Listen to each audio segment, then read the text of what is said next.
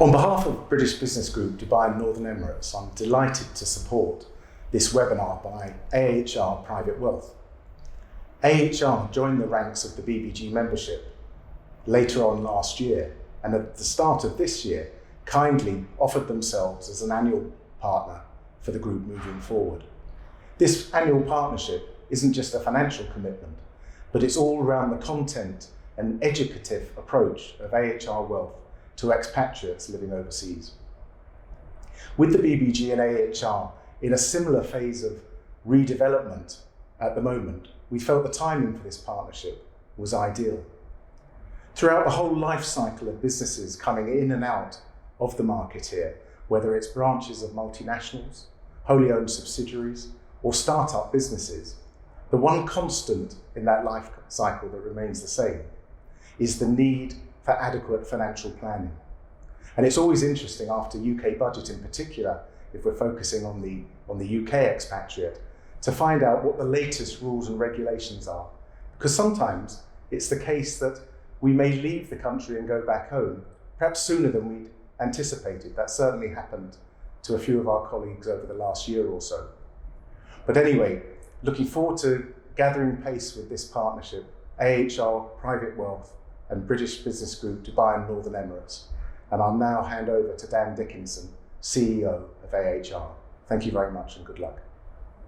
Thank you for the kind introduction, John, as well as the time taken to join us today. As John mentioned, we at AHR are an annual partner of the BBG, and we are proud to be so. The business community here is one that we are keen to help develop and play our part within, and it just so happens that our part is that of financial services. Many of you watching today as members will know who we are by the various sponsorships of events that we're involved with. And for those of you not yet members, AHR Private Wealth is part of the Wealth Management Partners group of companies. Today you'll be hearing from two elements of that business, AHR based here in Dubai and ATC Tax, which is our in-house tax advisory business based in the UK. The main topic of today's presentation is of course tax, and the main challenge that we have here is how we make that exciting enough to keep you engaged in us for a period of time. We want to provide you with value. We've all seen these types of presentations. Invariably, it's an hour of being spoken at, and it can often be a challenge as to how you apply what you're being told in the change in legislation to the real world impact that they have on your financial plan. You will of course be aware, I'm sure, of the recent changes announced in the budget, or you likely wouldn't have tuned in. We have a range of contributors online today who I shall introduce you to, and you will hear from each one of them. Our first speaker today is someone that I've known for many years now, and I can honestly say he's one of the finest presenters of the complexities in the tax world that I've seen. David Denton is a chartered financial planner with Quilter, a business that we enjoy a strategic partnership with. David is going to provide a rundown of the latest budget, some key points in the changes that we have seen, and following David, we shall move into ATC Tax and hear from Finn Houlihan, who is the Managing Director of that business in the UK. In a conversational basis, Finn and I shall discuss some live client cases that we've got and apply some of the information that David provides into real world scenarios to hopefully give you some thought pieces on the potential impact for your own financial plan. Now, with everybody introduced, I'll hand over initially to David Denton, who is going to provide you with the changes the 2021 budget brought us. David, if you please. Thank you, Dan, and good afternoon to you all. My name is David Denton of Quilter International, and in the next 10 to 15 minutes, I'm going to share with you the highlights of the spring budget on the 3rd of March in the UK from Rishi Sunak. Just by way of introduction, I've worked for Quilter International now for some 22 years, and I've been in the offshore industry working with financial advisors and their clients for nearly 30 years in complex cross-border matters. Quilter is this year in its 250th year. and the international business works in 40 countries, but has clients now in over 100 locations around the world. And it's in our interest to fully understand the changes that work through financial systems and impact people's financial plans. So though this is a talk about the budget itself, it really refines itself on the personal financial planning aspects. Now, before I dive into this, I'm obliged to tell you that I'm not here to give you individual advice, but would suggest that personal recommendations should be sought by yourself from AHR as your financial advisor. So where should we start? Every budget has a title, and this year's budget was entitled Protecting Jobs and Livelihoods. And this is very much born out of the very significant COVID-induced debt that we've seen all around the world. And I want to reflect upon the worst lockdown read I've had this year. And over the Christmas period, I dipped into a book known as The Whole of Government Accounts. And it looks at the whole of the public sector in the UK, what the country earns and then what it spends effectively as a government entity. And the numbers are pretty staggering. And what we can see from that is that there are actually 9,000 public sector organisations. And the income the country receives as a whole in pre-COVID years was around about 800 billion. And what we typically spend in a year was a little bit in excess of that. So from the Whole of Government Accounts published in July last year, that are only as up to date as 2018-19, we can see that the difference between what we receive and what we spend for that year is about 56 billion light. And that adds to the overall government bill and need to raise money. And the ongoing value of outstanding debt is often referred to as the total debt, which stood at that point in time as 1.4 trillion. Now, just to give you some context, a trillion is a number with 12 noughts, in other words, a million.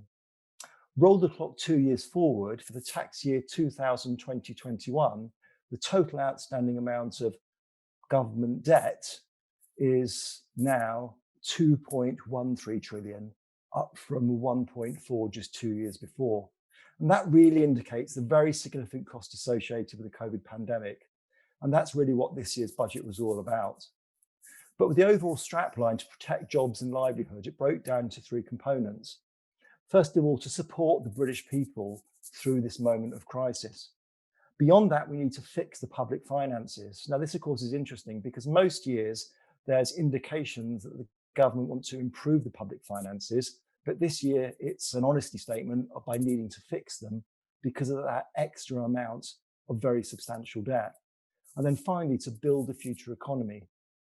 And in a way, one doesn't have to fix the public finances if one could pull a simple lever to improve the economy, because ultimately there are lots of things one can do, but an economy that is moving forward is ultimately the best remedy.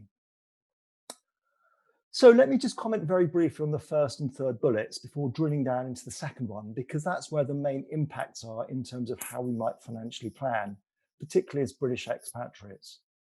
So what about supporting the British people? Well, we know early in the COVID crisis that Rishi Sunak came out with some very generous terms called furlough. The idea was to allow job retention. And the furlough or job retention scheme has been now extended up until the end of September.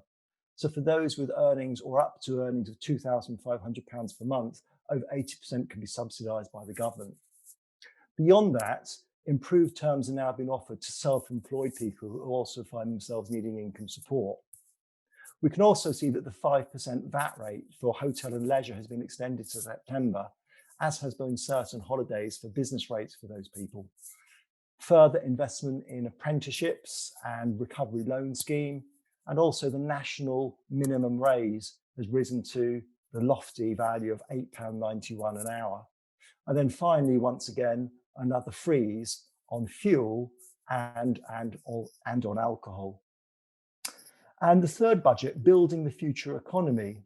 Well, a number of suggestions there. So that the 8 free ports created within the UK.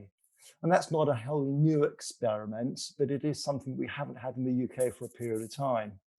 And then to initiate business and develop them more quickly, there's something called the Help to Grow scheme and the Build Back Better focus, and also some super tax deductions that will allow businesses to invest in plant and machinery and have some very significant tax deductions. And then beyond that, a 15 billion green bond issue, which will effectively means the government will raise money through the markets, and that money will be spent on issues such as wind farm development. So these are all effective ways of thinking about the future development of UK PLC. But what about the immediate future? The immediate need to start to plug some of that huge deficit that we've seen that is so substantially above what we've seen in the past. So let's focus first on corporation tax. Now, many people think that of the income the UK receives, that corporation tax is a very substantial amount. Back in 2018 and 19, the year I've previously referred to, that raised about 55 billion of the just under 800 billion received by the government by way of taxes. Now, go back to 2015, the Conservative administration had an ambition to lower corporation tax as far as 17% by the previous tax year. It's got as low as 19%, but we now know from 2023 it will rise to 25% on businesses with profits above £250,000. So for some, this is a very considerable increase, but it doesn't seem to have battered confidence in the markets too much, and I think it's hardly surprising. But what about from a personal point of view? Because ultimately, as expatriates and those people who have connections to the UK, wealth in the UK, or may return to the UK, what will the budget and the fixing of the public finances mean? Now, herein lies a tale, because the Conservative administration, in an electioneering mode, actually promised that in its manifesto that it wouldn't increase income tax, national insurance, or VAT. Now, those three taxes together amount to £455 billion. So such a substantial proportion of the overall tax take in the UK. If you want to stick to your manifesto promise, that's going to be quite tricky. But indeed, we haven't seen the headline rates increase. Now, cutting public sector spending, well, that smacks of days gone by. And the days associated with big hold on public sector spending does sound like a going back into the past. So has the government done anything there? And if it has, how subtle has it been? Well, a good example of that is that the government have effectively initiated a situation whereby certain public sector workers will not have a rise this year. Now, in the UK, it might surprise you to know that about 17% of the workforce is in the public sector. So actually, the cost of that is paid for by other taxpayers. And of those public sector workers, 5.5 million, 1.4 are in the health service. But the other 4.1 won't be receiving any increase in payments this year. So effectively, this means that public sector spending is being reduced by not increasing with inflation, which would be as a matter of course.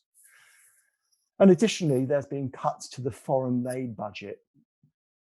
So beyond that, we also know there's a huge amount going on with tackling tax avoidance and tax evasion. And at this point, I want to offer you a slightly aged quote attributed to the Labour politician Dennis Healey, who said that, "What is the difference between avoidance and evasion? The answer offered by one learned judge is the difference between the two is the thickness of a prison wall." In other words, evading tax is bad, but avoiding tax is okay. And of course, our friend across the pond, one Donald Trump, was very keen to point out that how clever he was not to pay too much tax. But in the UK right now, tax avoidance isn't just bad in the court of public opinion, but increasingly, if one undertakes a tax practice that, though it's within the words of the law, is against the spirit of the law, Treasury and HMRC are finding ways to consider this as illegal. And what does that point to? It points to these people who want to plan only planning appropriately and within the spirit of the law. In other words, if it looks too good to be true, it probably is. And of course, that's where a good financial planner comes into play. The whole of the UK tax code is full of reliefs, exemptions, and allowances. For inheritance tax alone, there are over 90 of them. Understanding what they are, how they fit, when they can be accessed and appropriately used is a real art form. And the government, of course, is very keen today to point out it wants to eradicate anomalies. So let me give you an example. In 2015, we found out the UK government wanted to start taxing people overseas on their UK residential properties when they were sold at a profit to capital gains tax. Now, perhaps surprisingly, until 2015, people who weren't tax residents in the UK didn't pay capital gains tax in the UK. And that's an anomaly if we look around Europe. Gains in any country are charged in that country, even for foreign owners. And from that date, as an expatriate, you'll probably recognise that property sales where gains emerge are chargeable to tax even for overseas residents. And that's probably one of the best examples. So what's the government had to do to begin to plug these holes, but to keep within its enterprising suggestion in electioneering mode some several years back, they wouldn't increase the headline rates of tax? And these are important points to take on board. And what we're actually seeing now is something that goes by the fancy name of fiscal drag. And fiscal drag is a way that governments collect more taxation, but without raising tax rates. And that's by freezing allowances. Because for almost every allowance, every year gone by, allowance would go up by inflation. And that would be a protective measure for individuals. But by removing those inflationary increases, fiscal drag, more tax will be collected without the tax rates going up. So let's have a look at some of those key ones. The personal tax allowance in the UK has just risen this tax year from £12,500 per person to £12,570. So you can see the inflationary rise of £70 on 12,500 was small, but this is now going to be frozen right the way up to 2026. This will drag hundreds of thousands of more people both into paying basic rates of tax who didn't before and higher rates of tax too. This is incredibly important because from an electorate's point of view, this isn't so obviously seen and isn't against the policy upon which they're elected. Now, as someone overseas, do you have a personal allowance in the UK? In fact, you do. You have an allowance, and if you have rental income in the UK, that is quite often what it's set aside to minimise or remove any taxation. And how about capital gains tax? Well, this has been frozen again until 2026, but without any minimal increase in this tax year. And there are some further reviews going on at government level to determine whether this is appropriate in the future. And then the pensions lifetime allowance, highly controversial. So up until 2006, one could aggregate a pension fund to any value without being penalised. But from that date, there have been annual allowances and lifetime allowances.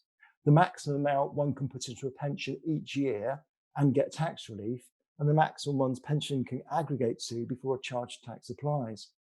Now, this rate of value, the pension's lifetime allowance, has been quite erratic. And once again, it's been frozen up until 2026. If when you draw benefit, and the word that really expresses that in planning terms is called crystallising your pension, the value of your pension is in excess of that, then the charge to tax can typically be either 55% or 25%, according to how that excess value is taken. There are some lifetime planning allowance techniques that a good financial advisor, such as AHR, will be able to talk you through to lighten the load if this is appropriate. And then possibly one of the really big ones is this, and that's the inheritance tax allowance. Now, of course, the only certainty in life is that we'll pass away. And if you're overseas and you have retained your UK domicile, and make no mistakes, and I'm as clear about the statement as any I've made today, that leaving the UK and leaving behind your UK inheritance tax liability do not go hand in hand. And that's because to lose one's domicile is the measure upon which one loses a UK liability. And to lose one's domicile in a country such as the UAE or GCC countries is notoriously difficult. Now, the inheritance tax allowance too has been frozen to 2026, but I want to show you something that sits beyond that. Now, this graph is rather busy, and what it shows you in the vertical bars going back from 1998 and all the way up to 2026 is that the nil rate band, the first part of one's estate that's exempt from inheritance tax, increased every year until 2009. And the outgoing Labour government froze that allowance, and then so did the coalition government that followed, and then the Conservative government did as well. And you can see midway through that graph, the dotted line escalating is where the nil rate band would have been inflated to if inflation had increased the nil rate band that was frozen as far back as 2009. And in the budget on the 3rd of March, we've also learned that this, like other allowances, will be frozen right up to 2026. And this therefore means that the nil rate band, which if it had increased by inflation would be close to £450,000, is still stagnated at £325,000. That's an extra £40,000 tax take in most examples for those people who would die over that period of time with that allowance not being changed. So there's some very substantial things at play here. And looking back at income tax and capital gains tax and the lifetime allowance and inheritance tax, not all these things are completely plannable, but for most people in most situations, there are practices that can be undertaken to lighten the load and lessen the tax. So very briefly, the best of the rest, some of the other comments from the budget. Well, you're probably aware that the government last year announced a SDLT, a stamp duty extension, so that property purchases up until the end of March wouldn't be subject to stamp duty up to 500,000. That's now been extended up until the middle of the year. And this is effectively phasing out until the end of the third quarter, where there'll be an exemption up to 250,000 rather than normal 125,000. But let me just remind you something that didn't come up in the budget that's been effective from the 1st of April. Stamp duty in the UK has evolved very substantially in the past decade. You may be familiar that in 2015, there was an additional charge to tax that was announced that became effective, I think it was in 2017. And now, if you own what's called an additional property, as well as the standard rate of stamp duty, that it can be up to 12%, an additional property is subject to an extra 3% stamp duty. And now, if you're a foreign buyer or are considered to be a non-resident buyer of a UK property, there's also a 2% surcharge. So if it's not the first property you own and you're buying it from overseas, the total rates of tax could be up to 12%, plus another 3%, plus another 2% on top of that. And if you're thinking creatively about, do you qualify to be resident or non-resident, or is this an additional property or not? The rules have been very cleverly written to make sure there's very, very little wiggle room. And it's fair to say at that point in time, over the past 2 decades, many of the penal charges to taxation have been towards property. And then very finally, beyond that, we had on the 23rd of March, 20 days after budget day, something called Tax Day, where the Chancellor announced he'll be modernising the administration of the tax system, hopefully making it a little bit simpler and fairer, and doing more to tackle non-compliance. Now, that's hugely important as an expatriate because it's very easy to leave the country with certain expectations and where rules will have changed by the time you return. So understanding one's obligations in good time and planning appropriately, of course, is highly appropriate. I'm going to conclude with one of my favourite quotes from the other side of the pond, a gentleman called Max Baucus, a former chair of the US Senate Committee on Finance, who very famously said that tax complexity itself is a kind of tax. And in my work over the past few decades, I recognise that where there is complexity, there is confusion and there is inactivity. And governments in the world will collect more tax and taxpayers will pay more. And the job of a good financial advisor will be to ensure you organise your affairs to legally and legitimately minimise your tax exposure. So at that point in time, with my compliance slide, thank you for your attention today, and I'll hand you back over to Dan. Thanks. David, thank you for that. That was as informative as ever. We appreciate the time. I'm now joined by Finn Houlihan, who is the Managing Director of our in-house tax advisory business in the UK, ATC Tax.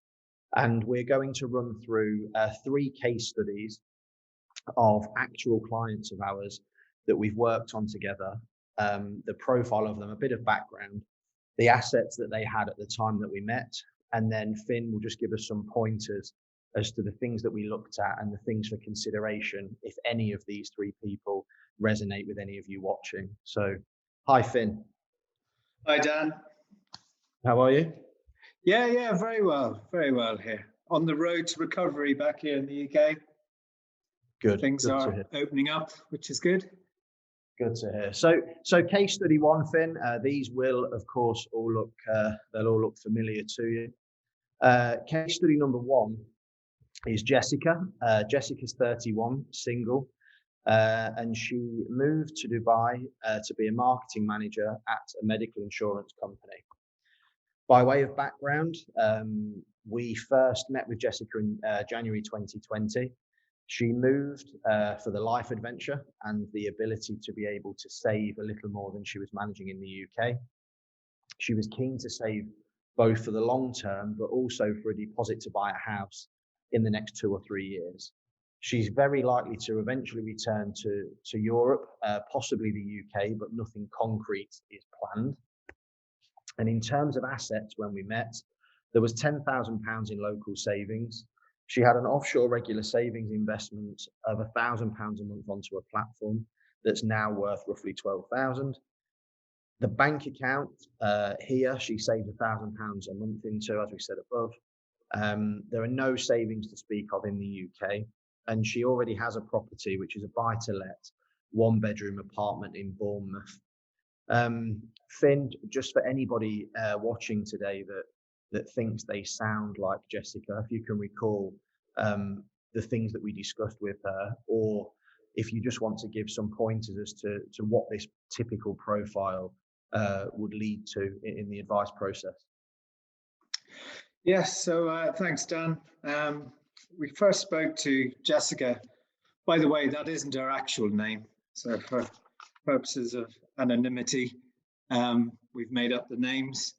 But yeah, we spoke to Jessica, got in touch with us prior to making the move to Dubai, really just to talk through any considerations, anything she should be thinking about prior to leaving the UK. And that's a really important point. It's, the more time or the more planning you can do, that'll put you in a better place.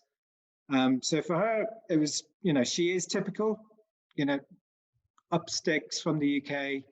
Typically, people are in employment in the UK, making that move, in Jessica's case, to the UAE for a pay rise, for the adventure.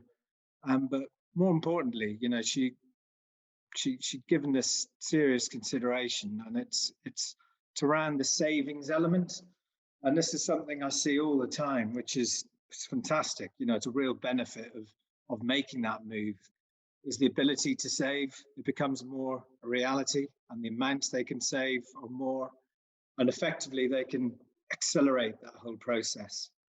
But for her, it's and with most cases, it's trying to keep it simple for the client to understand and just take the key steps. So for her, leaving was making sure that she was doing, the timing was correct, doing some paperwork such as registering the P85, and what that did was actually trigger a refund for her. So for example, she was under PAYE, an employed role in the UK. So she managed to get that refund in time for when she arrived in Dubai. She also, her apartment in Bournemouth, she decided not to sell that, just in case, things don't pan out. She's got somewhere to go back to. And under that, she got a local estate agent or rental agent to rent that out. And because she was already getting advice from us, we were able to help her along with that process to get her registered on the non-resident landlord scheme. We also applied to HMRC to pay her rent, but she actually got a tenant in place fairly quickly with that, where she was making £500 gross profit a month. So we managed to get that paid gross. And the reason why that's quite important is because as a British citizen, she's entitled to using or to carry on using her personal allowance. So the great thing here is, that £6,000 a year she's secured within her personal allowance. So obviously no tax to pay on that income. So there was a few other little elements which I won't go into any detail now, but we also looked at split year applying that for on her departure from the UK. And that was just ensuring that she was sort of non-resident in the year of departure and the following tax year. That's as much as I'm going to go into that, because it is quite a complex area. And that's exactly why someone should get advice when they're either making a move, like in Jessica's case. That was the sort of the key tax considerations. And I'll touch briefly on some of the basics of financial planning sort of thoughts she had that she discussed with us, which was, really, it's making the most of that, her surplus income. That was her main driver for going out there, in addition to the adventure, but it was actually to get into a position where she could save. And as you mentioned, Dan, there was two areas. There was the sort of short-term driver, which is to build up enough for a deposit for a further house purchase, which is probably going to be back in the UK. And again, that's very shrewd, because she's able to save the deposit, but also at the same time then really sort of make the most of her income, which was a higher income, which meant that she could obviously potentially borrow more in the UK, or borrow more to go into another buy-to-let. And then the longer term side, she also recognised that leaving the UK, she was obviously leaving that sort of formal, she didn't have a formal pension sort of equivalent. She wanted to look at something equivalent to that. So she set up a regular savings investment on an investment platform. And again, she wanted to do that on a platform so she had the flexibility and liquidity as well. So if she had to dip in, she could get at it, or if her plans changed. So very, very sort of cautious approach to moving to Dubai. But overall, I think what she's done, the steps she's taken, sort of some textbook stuff there, but it'll set her up well for her, if she becomes a long-term expat. No, agreed. I think, seeing, obviously working with the client for the past 12 months, we can now see the benefits with the second house buy-to-let purchase just about to come up. So really starting to see the benefit of the solid planning at the outset. If we just move on then to case study number 2, this one is possibly slightly more typical for the people watching today. This is a UAE resident with no current plans to leave. In terms of a profile, Scott and Michelle, again, not the correct names, but 40 and 38 respectively. 2 children, 8 and 6. Scott is a structural engineer and a director of a large construction business here. Michelle's a qualified nurse, although no longer practices since moving to Dubai. They live in rented accommodation in the Arabian Ranches. Both of the children are educated at the Gems World Academy. And I guess importantly with these guys, they, in normal times anyway, would be back in the UK 2 to 3 times. I recall a year or two where it's been slightly more than that also. The background, Scott and Michelle moved to Dubai due to a job offer with Scott's business. It was a significant increase in salary at the time. There was a housing allowance as well as education fees. Within the role, Scott will also always have the option to return to a similar role in the UK. They'd originally planned to work and live in Dubai for 5 years, but as is increasingly typical, it's now coming up to 11 years in Dubai. There's still no immediate plans to return to the UK. They're very happily settled. Ideally, the children will now do their GCSEs and A-levels here, and they'll review things as and when they plan to go to university. In terms of assets, there are 2 buy-to-lets, both with mortgages in Manchester that were bought in 2010. Their main home is in Yorkshire, a lovely part of the world, that was bought in 2005.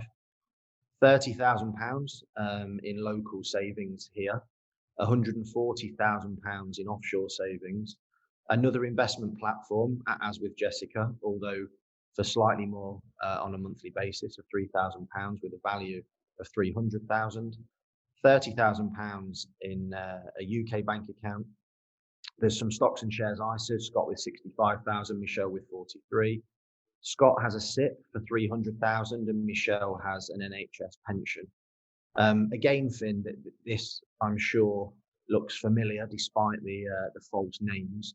Do you just want to run through the same sort of thing as we did with Jessica, and just give us an idea of what we looked at, what we set in place as we moved forward with these clients? Yes, thanks, Dan. Again, very typical, for the longer term expat. A classic case of coming out thinking it would be 5 years, and now we're coming up to 11 years. That I see all the time. But similar to Jessica, they started the whole advice process early on when they left the UK, and followed those same steps to Jessica. And this really sort of illustrates the benefit of just taking those simple steps initially. It sets them well for where they are now. So, for example, they followed all the similar things because they had obviously existing buy-to-lets when they were leaving, or the property as well. So they'd registered for the non-resident landlord scheme, got that paid gross early on, registered for self-assessment, which obviously we do their tax returns every year. Obviously, the big thing for them is, they're long-term non-residents, that is them. And they go back fairly regularly, obviously prior to the pandemic, and hopefully going forward, they did sort of 2 to 3 trips a year. So that is quite relevant. So it's really just keeping an eye on that, and that's an area that we advise them on. And we, just making sure that they're aware of the day count that they can spend in the UK before it becomes any risk of triggering, obviously the worst case with them would be them triggering a sort of a UK resident situation. And that's all done through the statutory residence test. Again, I'm not going to go into the detail of that test now, but it's just to make you aware that these are the sort of advice areas that we would look at, and obviously on a regular basis for them. But because they're long-term residents, non-residents, the number of days is more generous. Another common theme that comes up a lot with longer-term non-residents, or Dubai residents, I should say, is national insurance. So thinking about the UK state pension, this is really good planning, and it's simple steps to take. When you get to retirement eventually, and if you do come back to the UK, it's nice to have, not to be over reliant on one source of income. So it's nice to be able to think you'll have various sources of income to diversify that income. It might be buy-to-let income, it could be pension, private pension income, state pension income, which obviously will kick in later on into retirement typically. So it is useful, and it is something that we always mention with our reviews, our meetings with clients, just to see how they're doing on the contributions. So you need 35 years in total, currently that figure is, to be entitled to the full state pension. And you can go back 6 years with making back payments with NI. So yeah, that is definitely an important area that all expats, I would say, should keep an eye on, because it will, it will benefit them longer term. The other consideration, this was quite an interesting one actually, with Scott and Michelle, because they were actually considering buying locally. So they were considering buying a property in Dubai, and they were thinking about basically making the most of their position as non-residents. They were considering actually selling one of their UK buy-to-let properties to use that to finance or to go at least towards a property purchase in Dubai. And the benefit of the tax benefit of doing that is, you can see there, obviously from the profile, they bought it in 2010 in Manchester. At that time, properties were booming, going through the roof. So there was a big part of the growth, the capital growth, was in that initial few years. And the tax, how that would be taxed now, when they sell it, it would be liable to capital gains tax, but only from April 15. So only from the period, the value of that property from April 15 to present would be taxable or liable for tax. So there is quite an incentive there for them to go down that route, and we've been talking to them recently about doing that. And yeah, it does seem to make sense. And just one point to note there is on the sale of that property. There's now a capital gains tax return that has to be done, submitted to HMRC within 30 days of completion. So that is something new, and especially for longer term expats, that's something that they probably would need to be made aware of these changes. So a useful point to mention. So that that is relevant to both long term expats and also to expats, which we'll touch on in a minute, returning to the UK, because that is an area that some expats do to take action on, really, because there is an opportunity there, and that's a typical benefit of being a non-resident, making the most of your position as a non-resident. No, agreed, Finn. I think some very pertinent points there, particularly around the property side, which I'm sure people have found of value. Now, you've given away case study 3, but I'm sure people can see where we were going with this. Yeah. So this is one of those clients that you've had a long time, become friends with, and then they hit you one day with, we are returning to the UK. And with this particular client, as you know, this is or these are people that we've worked with for many years, and it'll be a shame to see them leave. But obviously they'll be handed back to our UK business. So the profile of these clients, as I say, they've been clients of ours for a while now. Mark and Alison, they're 56 and 55.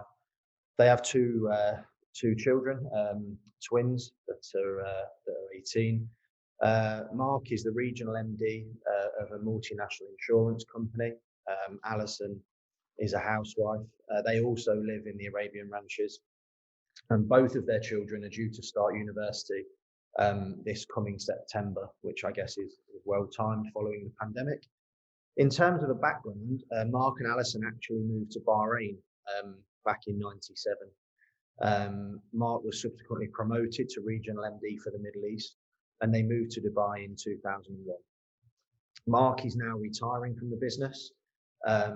He's a very active person.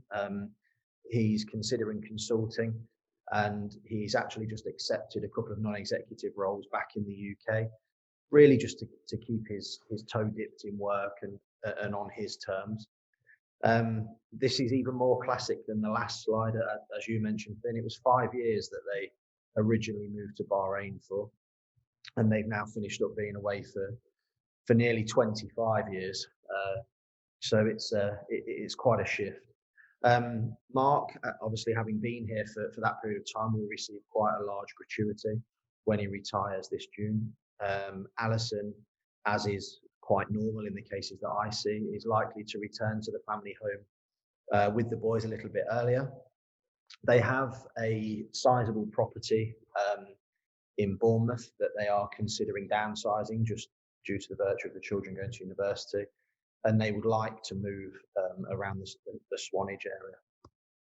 Now, as you'll know, Finn, we don't look after everything, and I don't believe this includes the main home, or certainly not the value. So in terms of assets, there are 2 buy-to-lets in Poole, both bought in the late 90s. Their main home, as I mentioned, in Bournemouth, which they potentially will look to sell to downsize. There's £120,000 locally, but they have an offshore portfolio bond with $310,000, again taken out locally. They have a regular savings life product with £100,000 in. There's £20,000 in a UK bank account. Again, the stocks and shares ISAs, Mark with 100,000, Alison with 60. Mark has a SIP of £500,000 in value, and Alison's SIP is 200,000 in value. They were both transferred while they were offshore. So this one thing really, I guess, is certainly where ATC and your team there really come to the fore in repatriating clients of, certain wealth with multiple asset streams. What is it about this particular case and these particular clients that really stands out for you in terms of what we would need to look at for them to repatriate to the UK? Yeah, again, thanks, Dan. They are a typical expat. I suppose, what we've talked about today is those three main categories or scenarios.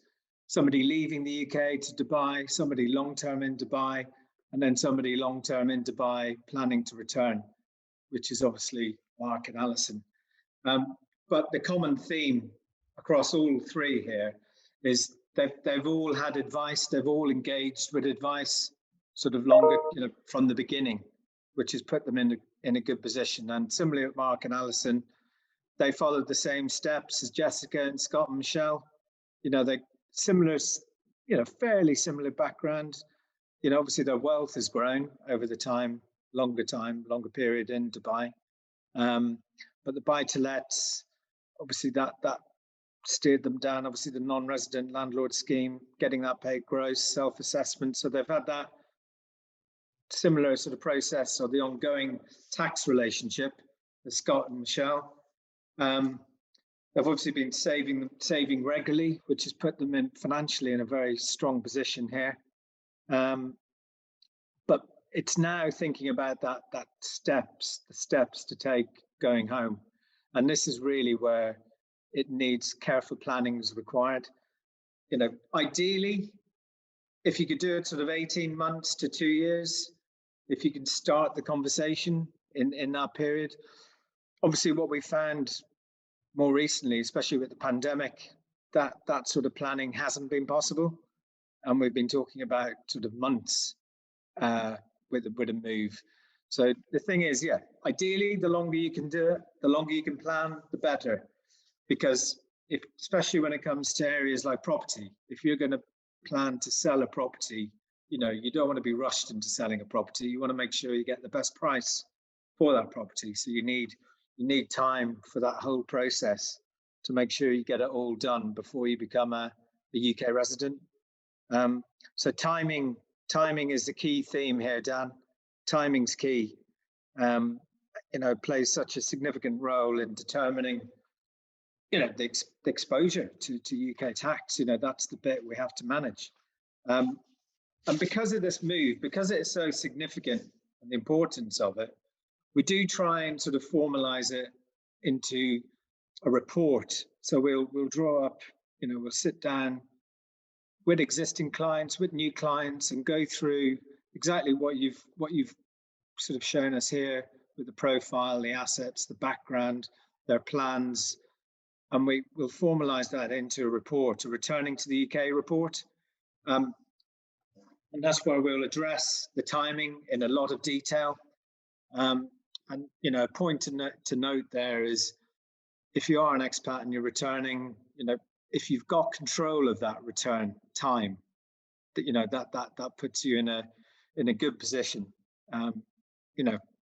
Ideally, if everyone could return, if you could return on the 6th of April for the new tax year, that would keep life fairly simple. But that's one big area that's covered off in the report, and it's like a guide. So it's not just a one-off report. It's a sort of a live manual, nearly, that people should refer to, and it's really highlighting the optimum times. Obviously, if you haven't got control of when you come back, if it's mid-year, then we would address the various scenarios on that, and just to be sort of mindful of what the correct steps should be. Restructuring of assets is another key area that we'd cover off in that report, starting with bank accounts. Even though it's not as relevant now, the amount of interest that you accrue in a bank account is obviously painfully low, but there is still a process there where you should force pay the interest before you return. And a lot of banks will facilitate that. They'll facilitate that, paying the interest. If they don't, then you probably will have to close the bank to force the interest to be paid while you're non-resident. Again, with investments, most investments that are liable to capital gains.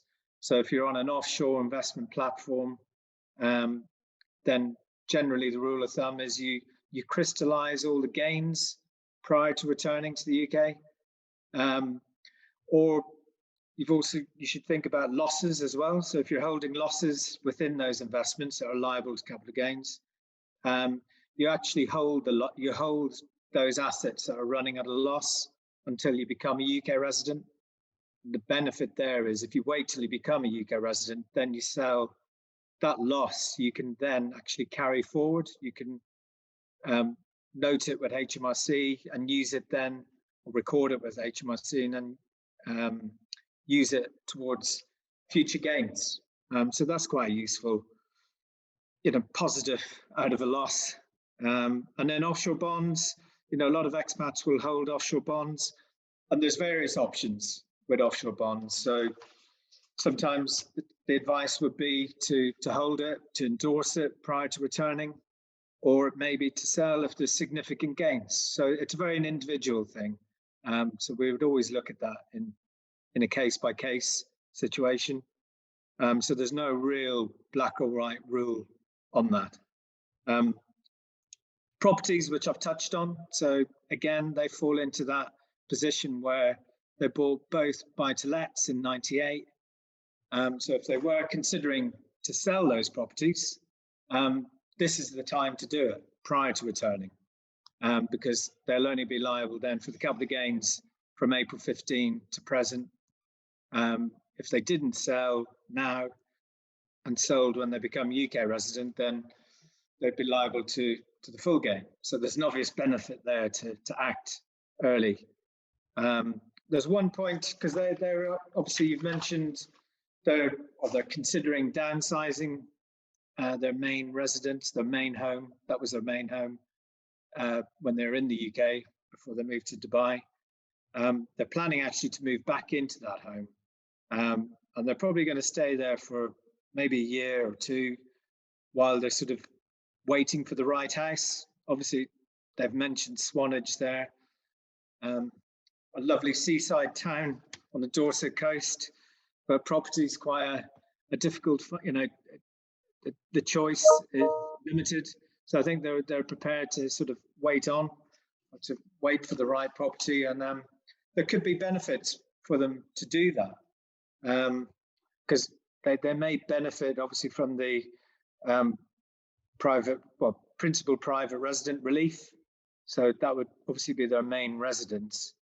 And just to be clear on that, so any periods of actual occupation of that property as their main home or only home will qualify for this, for principal private resident relief, and the final 9 months of ownership. But there could also be other periods to qualify for that. So that some very good planning around that area could put them in a good position. But that's the key sort of stuff they should be doing as non-residents while they're in Dubai. There's a lot to consider there, obviously, and that's why I mentioned earlier, it does need to be in that report, so it's clear, it's easy for them to refer to then. And then if their circumstances change, if they have to extend the period or shorten the period, we can then go back to that document and tweak it. So it really gives them peace of mind that everything's been covered and they've got something to refer to. And then, as you say, Dan, it's back into the UK then. So our job really is to get them safely back into the UK tax net. And then when they become UK residents, it's obviously to carry on with the tax advice. But then obviously, the financial planning then becomes more prominent in their requirements, because they're going to be looking at, in this case, probably semi-retiring. So they're going to really have to think about, investing as tax efficiently as possible for income, and then getting into that UK mindset of, making sure that you're using all the available allowances the obvious ones like your personal allowance, your dividend allowance, the interest allowance, combined, you can, you're looking at over 30,000 that you could earn as income tax-free as a UK resident. So some careful planning's there, and that's where that real tax-led approach really works well. Having the tax guys doing that annual tax review, working together with the financial planner is really effective. And obviously, if he's thinking about having his own limited company, that all ties in as well in terms of making sure that he's obviously saving cash within the business, but then taking it out as tax efficiently as possible as well in that period. And then longer term, it's thinking about inheritance tax planning. But yeah, there's a lot to cover there. I've obviously cut it down a lot, but this is really where the advice is crucial at this stage. This is the sort of the riskiest stage, Dan, if anything, making sure that you really do have to get it right, returning back to the UK. No, agreed, Finn. That's a very good description, and thank you for that. I think that was great. I think those 3 case studies should hopefully give everybody watching something to make them, at least feel familiar with one of them, and we're happy to help people as and when they reach out. So thanks for that, Finn. Thank you. Thank you. Thanks, Dan. So that concludes today's webinar. We hope that you found value in this. Should anything that we've discussed today have led to a thought in your mind, please feel free to reach out either via the BBG or directly to ourselves. I would like to thank the BBG team for their help in putting this together, and I would like to thank all of you as members, or even those of you that aren't yet members, for tuning in today. And we look forward to seeing you again soon. Thank you.